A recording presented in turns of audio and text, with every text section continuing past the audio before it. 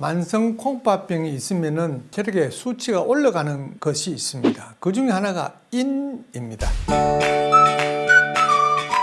자, 인은 어떤 성질을 가지고 있는가 하면은 많이 먹고 또 많이 배설되는 특성을 가지고 있습니다. 우리 사람 몸이 그렇게 되어 있습니다. 그러므로 몸의 원리대로 인이 많이 들은 것을 먹고 또 많이 배설되게 배설 장기를 건강하게 유지를 해야 됩니다. 그런데 만성 콩팥병은 배설이 잘 안 되는 병입니다. 그러므로 먹기는 인을 먹고 배설이 잘 안 되면 몸이 올라가죠. 인 수치가 올라가게 되면 우리 몸에는 산성화 경향이 생깁니다. 그러니까 피가 약간 산성 쪽으로 기울어진다 그 말입니다. 피는 정상적으로 약한 알칼리성입니다. 약간 산성으로 간다는 말은 산성이 된다는 말이 아니라 산성 쪽으로 약간 옮겨간다. 그러니까 좀 덜 약한 알칼리가 된다. 뭐 그 말이겠죠. 그런 조금 변화가 되어도 우리 몸에는 문제가 생깁니다. 몸에 인수치가 올라가게 되면은 골다공증이 생깁니다.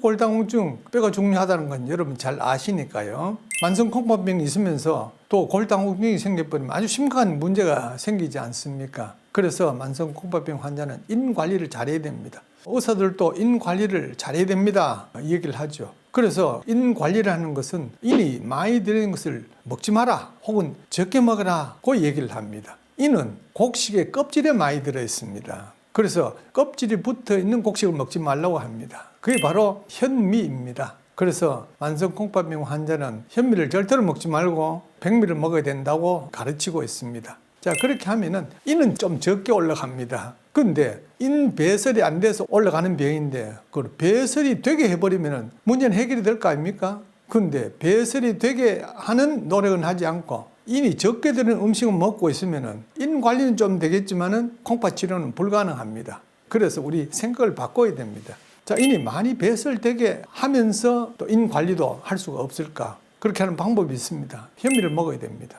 왜 현미를 먹어야 인 배설이 잘 되는가 하는 얘기를 말씀을 드리려고 합니다. 만성 콩팥병은 콩팥의 혈관의 이상 때문에 생깁니다. 이상이라 하는 것은 혈관이 좁아져서 콩팥으로 혈액 공급이 잘 안 되는 상태가 되는 것입니다. 혈관이 좁아지는 병을 동맥경화증이라고 하지 않습니까? 이 동맥경화증은 당뇨병이 있을 때 잘 생기고 고혈압이 있을 때 동맥경화증이 많이 동반이 됩니다. 그래서 만성 콩팥병의 아주 중요한 원인병, 첫째가 당뇨병이고 두 번째가 고혈압입니다. 이 두 병의 특징은 다 동맥경화증입니다. 그러므로 동맥경화증을 치료하는 식품을 먹으면 만성 콩팥병은 조금씩 나아지게 되어 있습니다. 사람은 곡식, 채소, 과일 세 가지를 먹어야 됩니다. 그 중에 제일 비중이 큰 것이 바로 곡식입니다. 양이 가장 많습니다. 곡식 중에서 쌀 중에서도 현미를 먹어야 됩니다. 근데 현미는 껍질에 인이 많이 들어있거든요. 그래서 백미보다 훨씬 더 인이 많이 들어있으니까 만성 콩팥병 환자는 현미를 먹지 말라 이렇게 되어 있습니다. 그런데 현미를 안 먹고 백미를 먹으면요, 인이 적게 들어있지만은 섬유질도 적게 들어있습니다. 한 3분의 1 정도밖에 들어있지 않습니다. 그러므로 섬유질이 하는 역할만큼은 손해를 보게 됩니다. 그게 바로 음식을 적게 먹고도 배부른 느낌이 들게 해주는 것입니다. 자, 그러므로 만성 콩팥병 환자는 배불리 먹어버리면 군살이 생깁니다. 군살은 바로 중성지방이고 중성지방은 혈관에 기름때를 끼게 하는 성분 중에 하나입니다. 그러므로 콩팥이 낫지를 않겠죠. 동맥경화증이 낫지를 않습니다. 자, 그리고 현미를 안 먹고 백미를 먹으면 미네랄 섭취가 부족해집니다. 왜냐하면 깎아버린 껍질에 미네랄이 많이 들어있습니다. 철이 많이 들어있습니다. 백미와 현미의 철 차이는 현미에는 5배 더 들어있습니다. 그럼 백미를 먹으면 철 섭취량이 5분의 1로 준다는 뜻 아닙니까? 철은 피를 만드는 원료로서 굉장히 중요하지 않습니까? 그 외에 칼슘, 뼈를 야물게 하는 거죠.